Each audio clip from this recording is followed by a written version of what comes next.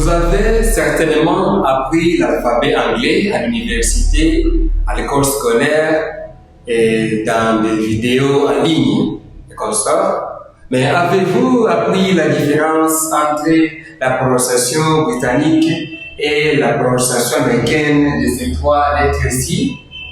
Aujourd'hui, vous allez découvrir cette différence dans la leçon de l'alphabet anglais. English alphabet. Comme vous le savez, nous avons 26 lettres en français et même en anglais. There are 26 letters in English. Here they are. Il existe 26 lettres en anglais. Les voici. Nous avons la première lettre qui est A. La prononciation c'est A. Comme dans le mot ache. Ache signifie douleur. Comme on peut dire headache, la céphalée, mal de tête. I have a headache, j'ai le mal de tête. Backache, lombalgie ou bien mal au dos. Stomachache, mal à l'estomac. Toothache, mal à la dent. Donc, ache signifie douleur. La deuxième lettre, c'est B. B, dans le mot baby. Baby.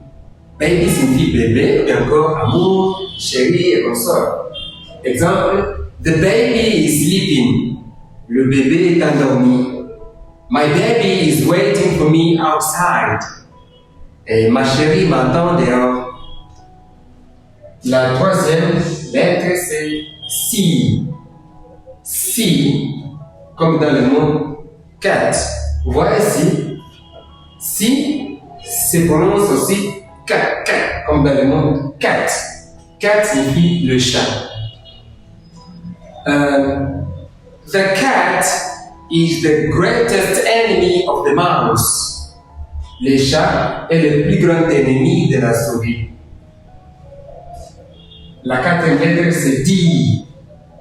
D, comme dans le mot dad. Dad means father. Le synonyme de dad, c'est father ou bien encore daddy. La cinquième lettre, c'est I. I, comme dans le mot seek. Seek. Seek signifie chercher. La sixième lettre, c'est F. F, comme dans le mot foot. Foot. Foot signifie le pied. Et le pluriel de foot, c'est feet. Feet. La septième, c'est G. G. La lettre G se prononce également G, comme dans Grace. Ici, Grace, c'est G. Ouais, G se prononce G. Grace. La huitième, c'est H. H, comme dans le mot hot. Hot signifie chaud. Le synonyme de hot, c'est warm. Par exemple, it's very hot today. Or, it's very warm today. Il fait très chaud aujourd'hui. La neuvième lettre, c'est I. I, comme dans nice. Nice signifie joli, beau, belle. Par exemple, I have got a nice house. J'ai une belle maison. Brenda is a nice girl. Brenda est une jolie fille. Nous avons également J, la dixième lettre. J, comme dans le mot Jack.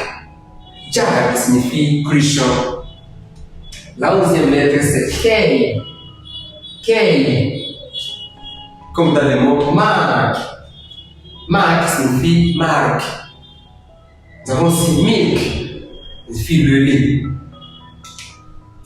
La douzième lettre, c'est L.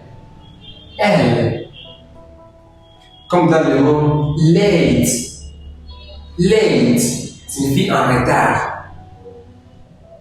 Why are you so late? Pourquoi êtes-vous si en retard?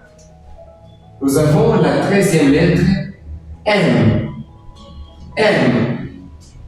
Comme dans le mot man. Man. Man signifie homme. I'm a man. I'm a true man.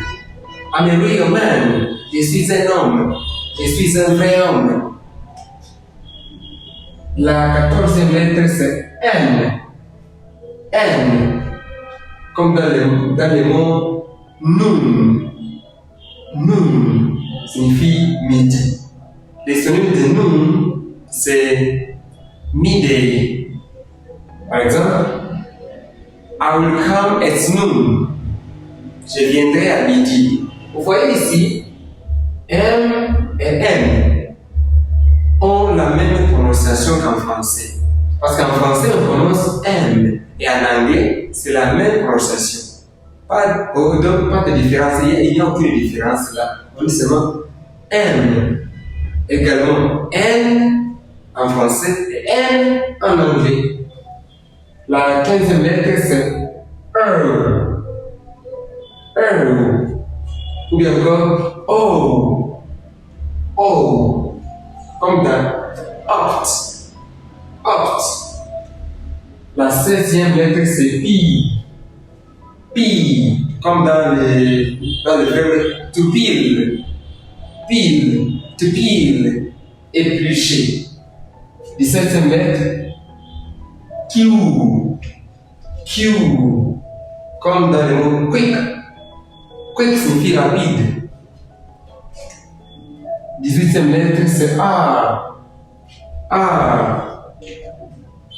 R or R. 19e lettre, comme ici, nous avons l'exemple rain. Rain signifie la pluie. Du verbe to rain. To rain, pleuvoir. It rained heavily yesterday. Il a beaucoup plu hier. La 19e. S. S. Comme vous le voyez, S se prononce de la même manière en français qu'en anglais. En français, c'est S. En anglais, c'est toujours S. Comme dans le mot sad. Sad signifie triste. Don't be sad. Ne soyez pas triste. Nous avons la 20e lettre T. T. Comme dans le mot tea. Tea signifie le thé. Par exemple, do you take tea in the morning? Prenez-vous du thé le matin? La 21e lettre c'est you. You. You signifie dans le mot you, nous avons la prononciation dans la lettre you, nous avons la prononciation you. Et le mot you signifie tu ou bien vous. Donc en anglais, pour tutoyer quelqu'un, on dit you. Et pour vous voyez quelqu'un, c'est toujours you. Nous avons la 22e lettre V. V. Comme dans le mot van. Van. Van signifie camionnette. La 23e lettre c'est W. W. Comme dans le mot what.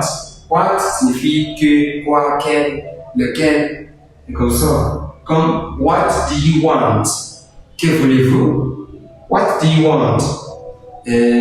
Vous voulez quoi? What time is it? Quelle heure est-il? What's your name? Quel est votre nom? Nous avons la 24e lettre qui est X. X. Comme dans le mot mix. Mix signifie mélanger. La 25e lettre, c'est Y. Y. Comme dans le mot yes. La 26e et la dernière lettre, c'est Z. Z. Ou bien encore prononcer Z. Z. Z, comme dans le mot zip. Zip signifie étirette. Alors, certaines lettres ont une prononciation différente. La prononciation britannique et la prononciation américaine. Par exemple, nous avons R en britannique et O en américain. R en britannique, R en américain. Z en britannique, Z en américain. Vous voyez? British versus American. Voilà la différence entre la prononciation britannique et celle américaine de ces trois lettres. Nous avons également la lettre majuscule et la lettre minuscule. Comment on appelle lettre majuscule en anglais et la lettre minuscule en anglais? La majuscule en anglais c'est capital letter, ou bien encore on peut dire uppercase. Minuscule c'est lowercase. Ok, nous avons maintenant une petite conversation. Après que vous ayez maîtrisé l'alphabet anglais, vous pouvez maintenant utiliser cet alphabet lorsque vous faites une conversation avec quelqu'un. Vous pouvez utiliser les alphabets alphabétiques, vous pouvez appeler votre nom et consorts. Voilà, la conversation entre Faïda et Moulonda. Faïda est une fille et Moulonda est un garçon. Alors, les deux se rencontrent en cours de route et veulent pratiquer l'alphabet dans leur conversation, surtout demander comment appeler leur nom. Faïda commence avec la salutation. Hi sir. Vous voyez, ça c'est la salutation de la part de Faïda. How is it going? How is it going? Salut monsieur, comment ça va? Ici on vous demande d'abord d'écouter la conversation et puis vous allez la pratiquer plus tard. C'est pourquoi ici on dit listen, then practice this conversation.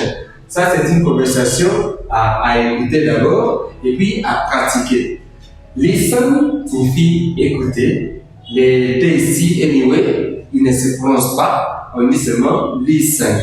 The conversation, listen, then, puis practice this conversation. Ici, nous avons le verbe to practice. To practice signifie pratiquer. To practice en américain s'écrit différemment du britannique. Ici, nous avons to practice avec C. Nous avons aussi to practice avec S. To practice avec C, c'est l'orthographe américain. To practice avec S, c'est l'orthographe britannique. Maintenant, les mots, bien les noms practice, signifie la pratique. Les noms practice, c'est l'orthographe britannique, en même temps américain. Donc, les noms practice ne changent pas. Mais les verbes, to practice, en britannique, c'est avec S, en américain, c'est avec C. Alors ici, on vous demande, après avoir écouté cette conversation, vous pouvez aussi la pratiquer. Moulonda est de répondre maintenant. Pretty good. You? Très bien. Et vous? Ouais? On vous salue. Hi.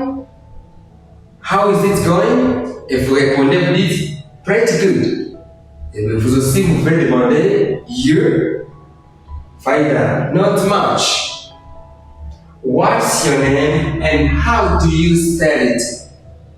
Pas grand chose. Quel est votre nom et comment l'appelle-t-on?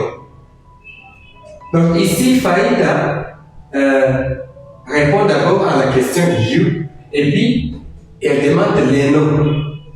Après avoir demandé les noms, elle demande également comment Mulonda pouvait appeler son nom. Donc, dire son nom lettre par lettre, c'est ça to spell. To spell, c'est appeler pour dire son nom lettre par lettre. Mulonda est de répondre my name is Mulonda. M-U-L-O-N-D-A. Donc Mulonda vient d'appeler son nom. Il vient de le dire lettre par lettre, comme l'a demandé Faïda. Faïda, thanks. Call me Faïda. F-A-I-D-A. Bye. Ok, bye. Faïda aussi, Faïda vient d'abord de remercier Mulonda d'avoir dit et appelé son nom. Et puis elle aussi dit son nom et l'appelle. Merci, on m'appelle Faïda, au revoir. Mulonda dit ceci, my name's Mulonda. Et Faïda dit, call me Faïda. Donc, my name's et call me sont des synonymes. Si vous voulez, vous dites, my name's Mulonda ou bien encore, call me Mulonda. My name's Faïda or call me Faïda. Alors, vous pouvez lire après moi. Listen, then practice this conversation. Hi, sir. How is it going? Pretty good. You? Not much. What's your name and how do you spell it? My name is Mulonda. M-U-L-O-N-D-A. Thanks. Call me Faïda. F-A-I-D-A. Bye. Bye. Alors, vous allez répéter la conversation, préparer des années et puis pratiquer en utilisant vos noms respectifs. Vous allez omettre le nom de Faïda et de Mulonda, alors vous utilisez vos noms respectifs dans cette conversation. Merci d'avoir suivi la leçon. Nous avons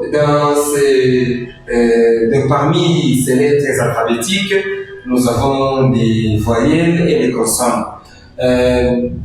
Nous allons apprendre les différentes voyelles et leur prononciation, mais aussi la différence entre la prononciation britannique et la prononciation américaine dans la leçon suivante. Merci.